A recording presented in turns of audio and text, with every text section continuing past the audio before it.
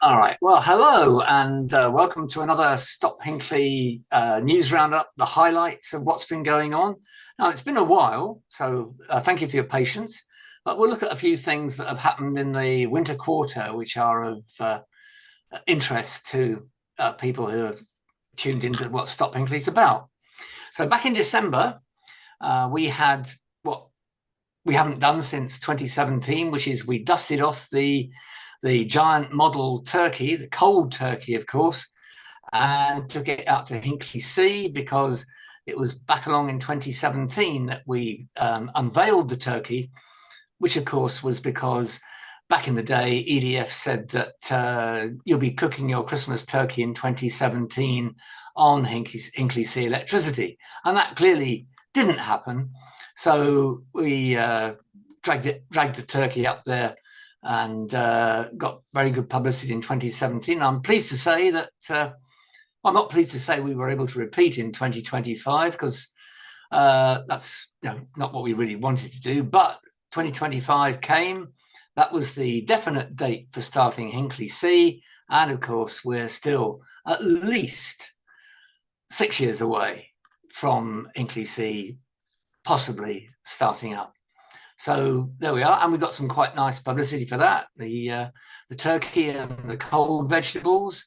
The turkey's worn pretty well, actually, better than it might have done if it was a frozen one. There we are, it was good. Where else did we go in December? Now, the other good thing about December was that the Fingleton report came out. It was a government task force, and basically it was about trying to find a way to steamroller planning applications for things like new nuclear build through by poo-pooing the environmental restrictions on what's being done with a planning application.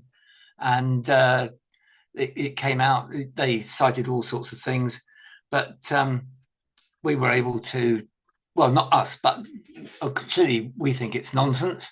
And lots of the local wildlife protection organisations, the Somerset Trust for Wildlife, were particularly forceful. But nationally, wildlife organisations were strongly opposed to the idea that you can get rid of the environmental protection that should accompany large infrastructure projects. The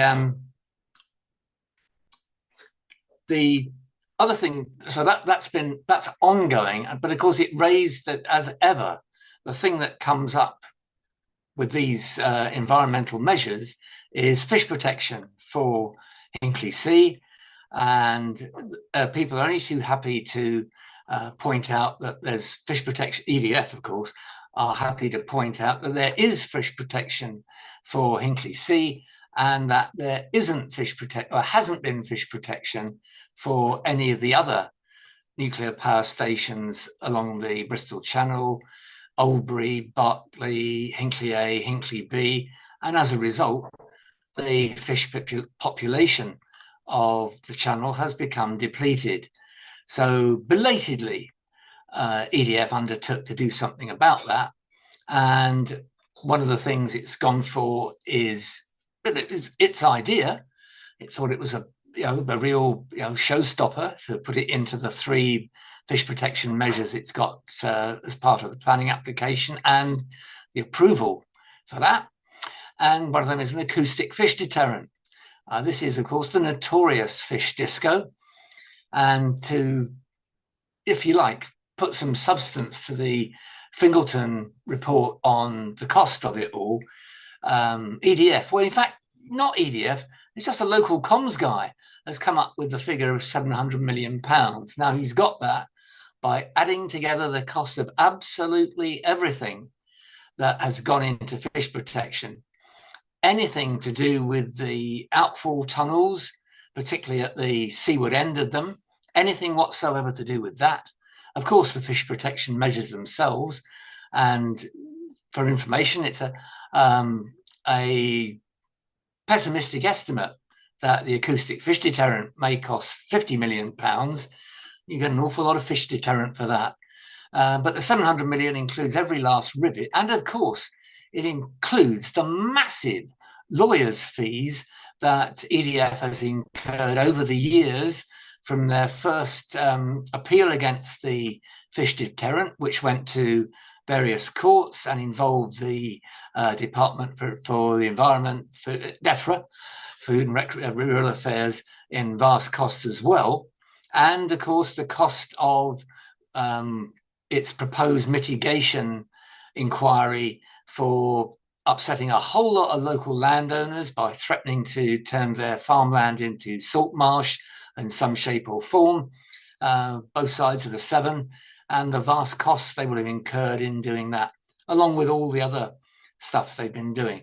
So we believe it's a wildly inflated figure, but it suits EDF to have it as such.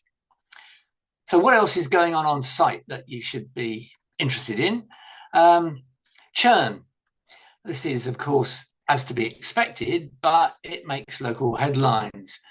EDF or an EDF subcontractor has laid off somewhere between 1,200 and 2,000 civils workers, the people that have been involved from the early days in earth moving, anything to do with concrete and build. As you would expect, there are less of them required now as they move into the second, the more complicated, and probably the much longer lasting phase, which they call mechanical, electrical, and heating, not forgetting ventilation and air conditioning. So there were bound to be, that's the very nature of employment at Hinkley C. It comes on a fixed time scale, because however many people are working there now, and we believe that's moved over 15,000 on a daily basis, there'll only be 900 people left there should it ever get to work. So that's churn is happening. At the same time, there have been accidents involving the workforce, one of them tragically fatal, and another one also serious. And both of those have gone to Bristol and are now going to a Crown Court hearings in the new year. We'll know when in due time. And both of those, whilst they're being defended, there's a very good case to be made that there's been negligence in both cases. The things we read in Private Eye, which is a much better source of information than most of the media, except the finance pages, where you're yet to find anybody who thinks that nuclear, and particularly Hinkley C and Sizewell C, are anything resembling a good idea. But Private Eye, old Sparky and Private Eye thoroughly called out EDF about the alleged 700 millions of pointless extra spending, and saying that that's a misnomer of what's actually going on. Generally, across the country, and this was this is as recently on the radio as yesterday, there's the point about the fact that since the Ice Age and the vast weights of ice that were deposited on the northern part of the country, once that melted, there has been a slow, gradual tilt. So the north of the British Isles is very slowly rising, and the southwest Cornwall is gradually going down. Let's get it the right way around. The north, which had the ice, is going up. The southern part of the country, which didn't, is going down. And of course, that's bad news for coastlines, and in particular, Sizewell in Suffolk, which already has an eroding coastline, is liable to be adversely affected by the tilt factor, reconciling itself as it perfectly naturally will in the fullness of time. Local news includes the fact that the Hinkley Point B, the other station on the site, that's finally been defueled. So all the nuclear fuel that's been clogging it up has been removed. So we've now just got billions of pounds to be spent on decommissioning it over a long period of time. Nuclear power is a gravy train. If you're on it, you don't want to get off.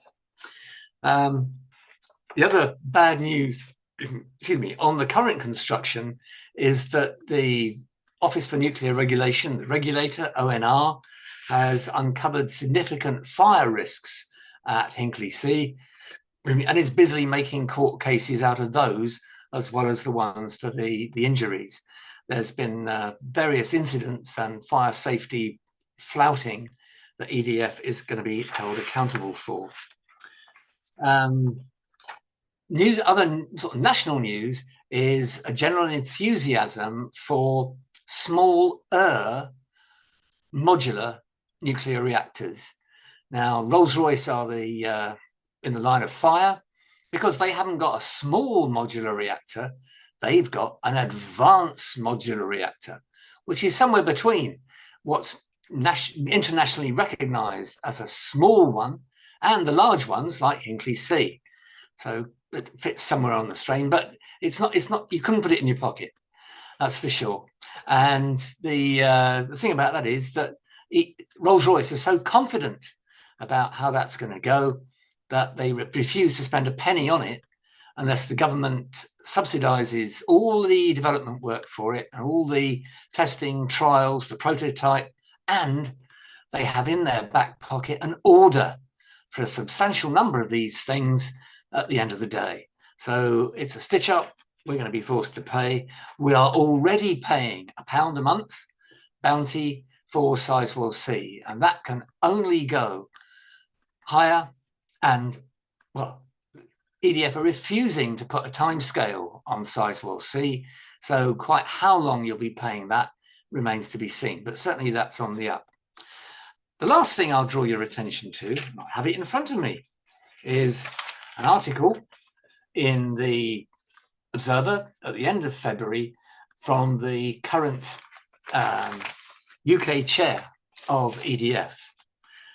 An aside, because it's pertinent all over the place, is that this guy was a chief civil servant at the department formerly known as BASE, the one for energy and industrial strategy, which business energy industrial strategy, which of course oversaw the contracts for Hinkley C in one of its shapes and forms. And he slipped seamlessly into, surprise, surprise, working for an organization that is going to, hopefully, that's his idea, supply the electricity and oversee the build of 2 nuclear power stations. The other guy who slipped seamlessly away is Mark Foy, who worked on Hinkley B back in the day, went and joined the regulator, climbed the slippery slope to become the head of chief exec of ONR, and is now left ONR, and surprise, surprise, he's turned up on the safety board of EDF nationally. And wouldn't you just know that he, of course, won't be sharing any of the inside information he had about what ONR know about safety issues at Hinkley C and will know about Hinkley Sizewell C safety issues. He won't be sharing that with EDF. A little bit of intelligence gone missing. But the guy from the new guy at EDF UK took a reporter for a trip around Sizewell B. For some reason, he didn't really, well, there's not much to see at Sizewell C, although they have made a start on moving Earth, of course. And again, all the vain things, you don't have to worry about the delays and the costs involved with new nuclear. We can just press on because, of course, it's all good news for EDF, especially Sizewell C, where we just keep paying and paying and paying, and they can take as long as they like, and it can cost as long as they like, and we're still subsidizing that happening. The only surprise about things is that Sizewell C is a separate body from EDF, and although we're subsidizing, taxpayer money is what's subsidizing Sizewell C at the moment, there's nobody on the board representing us and saying, why are you doing that? Why is it all costing so much? Nobody whatsoever. So we plod on. But EDF in Paris gave us the, if you like, the bad news, which I suppose in some extent is good news. So to finish off, just to remind you that for all the promises back in the day that this would be done by 2025 at the latest. It would cost in the region of £20 billion. Now, in 2026 money, Hinkley C will cost £50 billion, and the very earliest date for completion is now 2030. And that will slip. I bet you my bottom dollar. Okay, thank you very much for your patience, and I hope you found something of interest, and we'll see you next time. Thank you. Bye for now.